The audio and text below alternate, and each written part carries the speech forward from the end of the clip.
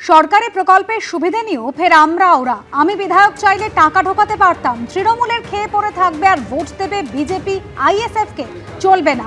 হুঁশিয়ারি জয়নগরের তৃণমূল বিধায়কের।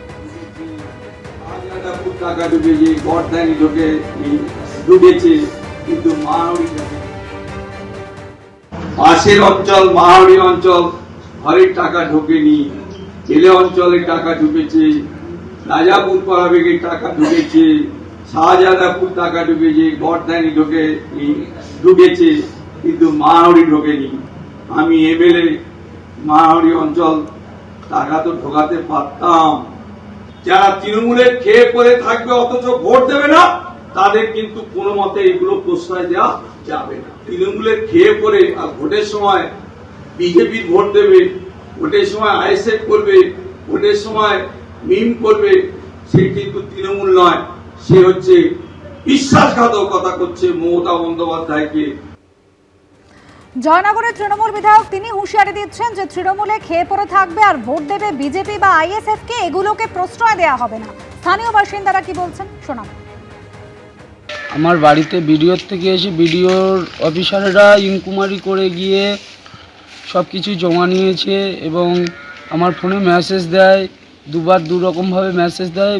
একবার বললো ওটিপিটা আপনি গিয়ে অনলাইনে অ্যাক্টিভেট করে দেন, আমি করলাম। দ্বিতীয়বার ফের আমার 60,000 টাকার মেসেজ আছে, কিন্তু আমার গ্রামীণ নেতাদের কাছে জিজ্ঞেস করাতে বললো 3-4 দিনের মধ্যে টাকা পেয়ে যাবেন।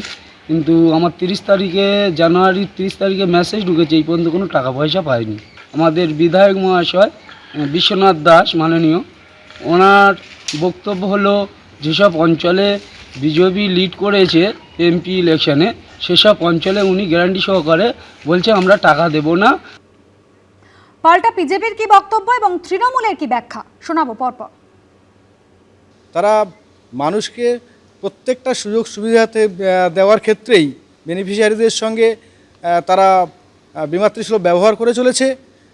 আগে তারা সন্দেহ করছে সেই মানুষটা বিজেপি করেছে নাকি টিএমসি করেছে।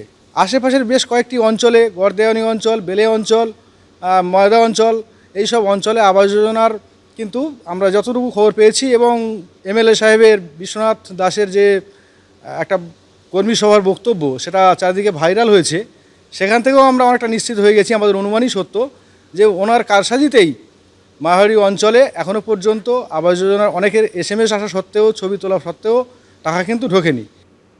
বর্তমানে বিধায়ক সাহেব যে বক্তব্য আমি শুনলাম, এই বক্তব্যকে আমরা যেমন সমর্থন করি না, দলও তেমন সমর্থন করে না। একজন জনপ্রতিনিধি হিসাবে এই কথা বলাটা একটু বেমানান, কিন্তু মমতা বন্দ্যোপাধ্যায়, আমরা দেখেছি বারবার মমতা বন্দ্যোপাধ্যায় যেভাবে পরিষেবা জাতি ধর্ম নির্বিশেষে, দল মত নির্বিশেষে প্রত্যেকের বাড়িতে বাড়িতে পৌঁছে দিয়েছেন, তাই মমতা বন্দ্যোপাধ্যায় কিন্তু প্রতিটি ভোটে, প্রতিটি নির্বাচনে, সে 30 স্তর গ্রাম পঞ্চায়েত থেকে শুরু করে বিধানসভা এবং লোকসভা প্রতিটি নির্বাচনে আমাদের আসন বেড়েছে এবং মার্জিনও বেড়েছে। যুবসাথীর ভাতা নিতে কেন লাইনে দাঁড়াতে হচ্ছে উচ্চশিক্ষিতদের, এই নিয়ে তুঙ্গে রাজনৈতিক তরজা। লম্বা লাইন বুঝিয়ে দিচ্ছে রাজ্যের যুব সমাজ কতটা অসহায়। কটাক্ষ সুজন চক্রবর্তীর। মানুষ ভোটের জবাব দেবে বলে মন্তব্য করলেন শুভেন্দু অধিকারী। বিজেপি সিপিএম এর ক্ষমতা থাকলে বলুক তাদের সমর্থকরা ভাতা নেবে না, পাল্টা চ্যালেঞ্জ করলেন কুণাল ঘোষ। আমি মাস্টার্স করেছি সোশ্যোলজিতে। খারাপ তো লাগবে, কিছু করার নেই, এতদূর পড়াশোনা করে। যাই হোক, তাও দাঁড়াচ্ছি। চাকরির স্বপ্নটা এখনো স্বপ্নই রয়ে গেছে। নিজের পায়ে দাঁড়ানোর লক্ষ্যটা আজও পূরণ হয়নি। এখন দাঁড়াতে হয়েছে রাজ্য সরকারের বেকার ভাতা প্রকল্প যুবসাথীর জন্য লাইনে। যেমন রায়গঞ্জের বাসিন্দা অনিন্দ চক্রবর্তী, এনআইটি দিল্লি থেকে কেমিক্যাল ইঞ্জিনিয়ারিং এ বিটেক পাস, WBCS দিয়েছেন 2 বার, কিন্তু এখনো পর্যন্ত চাকরি না জোটায় তাকেও দেখা গেল বেকারদের লাইনে। একদিক থেকে প্যাথেটিক, ওয়েস্ট বেঙ্গল গভর্নমেন্টে সেরকম কোনো চাকরি হচ্ছে না। আমি WBCS দিয়েছিলাম 2 বার, কিন্তু এখনও 2023-এর রেজাল্ট জাস্ট বেরিয়েছে, 24-এর রেজাল্ট এখনও হয়নি। ওয়েস্ট বেঙ্গল গভর্নমেন্টের যে ফেয়ারভাবে চাকরি হচ্ছে সেটা একেবারেই নয়, কোনো দিক থেকেই হচ্ছে না। ইংরেজ বাজারের বাসিন্দা নিকিতা সরকার মালদার গৌড়বঙ্গ বিশ্ববিদ্যালয় থেকে ভূগোলে MSc পাশ করেছেন, বর্তমানে BH করছেন, কিন্তু চাকরি জোটেনি। বাড়িতে বলছে যা অ্যাটলিস্ট রিচার্জ করার টাকাটা উঠে যাবে, কারণ কোনো তো এখন চাকরি তো হচ্ছে না। আর চাকরি মানে করার তো ইচ্ছা আছে, কিন্তু সেরকমভাবে তো নিয়োগ তো হচ্ছে না, যার ফলে বেকার হয়েই আছে। এই ছবিগুলোকে হাতিয়ার করে পশ্চিমবঙ্গের কর্মসংস্থান নিয়ে সরব হয়েছে বিরোধীরা। কে সমালোচনা করলেও কি তাতে কিছু আসা যায় না। বাংলার বেকারত্ব অত কম নেই, প্রায় 4.5% কমেছে। আগে নিজেদের যারা কেন্দ্রীয় সরকার চালাচ্ছে তাদেরটা ভাবতে বলুন, মমতা ব্যানার্জিকে নিয়ে ভাবতে হবে না। কিন্তু কেন 1,500 টাকার জন্য এদের লাইনে দাঁড়াতে হলো? এতে কি পশ্চিমবঙ্গে কর্মসংস্থানের অভাবটাই প্রকট হচ্ছে না? সেই প্রশ্ন তুলেছেন বিরোধীদের অনেকে। 6,688 শিল্প এখান থেকে তাড়িয়ে ছেড়ে নেই।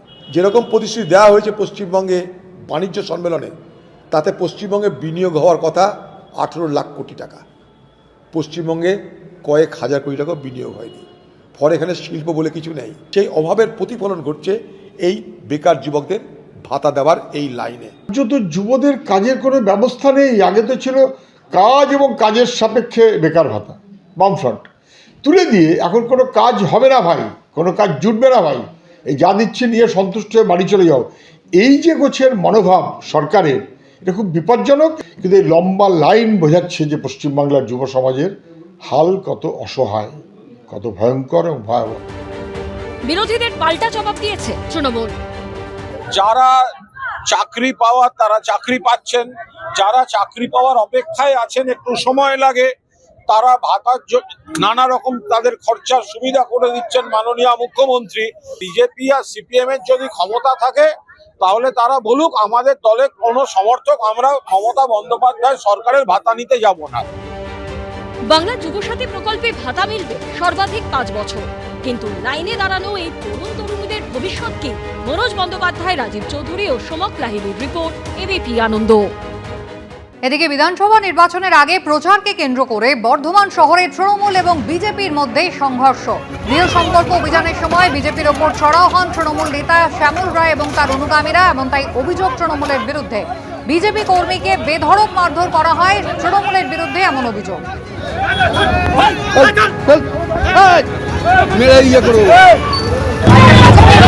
সামনে এলাকা ছাড়েন তৃণমূল নেতা এবং তার অনুগামীরা।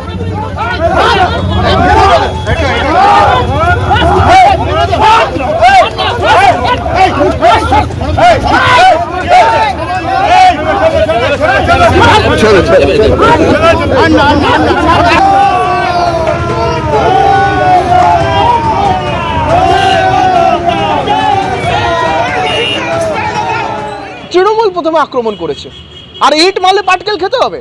চিরকাল যদি এক পক্ষ মার খেয়ে যাবে তা তো হতে পারে না। ধর্ম রাখছে নিজেদের আত্মরক্ষা করতে হচ্ছে, তো ছেড়ে দেবে ভারতীয় জনতা পার্টির কর্মীরা, ছেড়ে দেবে তাদেরকে। যদি এরপর পরবর্তীকালে আবারও তৃণমূল আক্রমণ করে, এর থেকে বৃহত্তর আক্রমণ হবে। বহিরাগত কিছু ছেলে বাইকে করে এবং পায়ে হেঁটে এসে জনসংযোগের নাম করে পুলিশ লাইন বাজার থেকে এলাকার মধ্যে দিয়ে রিপ্লেট দিতে দিতে গিয়ে আমাদের দেওয়াল করা চুনকাম প্রত্যেকটা জায়গায় স্টিকার মেরে দেয়। প্রত্যেকটা জায়গায় যেতে যেতে সাধারণ মানুষের উদ্দেশ্যে এবং আমাদের উদ্দেশ্যে অশ্লীল ভাষায় গালাগালি। ওরা বিজেপির ফ্ল্যাগ ছিল, অবশ্যই বিজেপির, তারা প্ল্যানিং করে এসেছে, এলাকায় ঢুকেছে এবং এই পরিস্থিতি তৈরি করেছে। এবং আমরা দায়িত্ব নিয়ে বলতে পারি, এলাকার সাধারণ মানুষকে যদি আপনারা কোয়ারি করেন দেখবেন যে ওরা মব তৈরি করে যাওয়ার চেষ্টা করেছে। এবিপি আনন্দ, এগিয়ে থাকে, এগিয়ে রাখে।